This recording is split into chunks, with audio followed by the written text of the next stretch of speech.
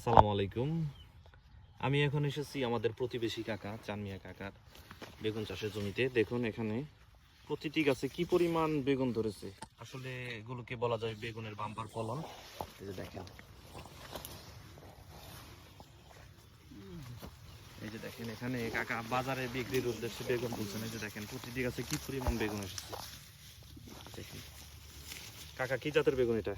ইস্পাহানি। ইস্পাহানির বেগুন, প্রচুর বেগুন এসেছে। দেখেন এর চেয়ে বেশি আসা মনে হয় সম্ভব না। তো আলহামদুলিল্লাহ, যে দেখেন অনেক সুন্দর। তো কাকা, ফলন পায় তো আপনি খুশি? হ্যাঁ, আমি খুশি আলহামদুলিল্লাহ। তা খরচ কেমন যায় এগুলিতে?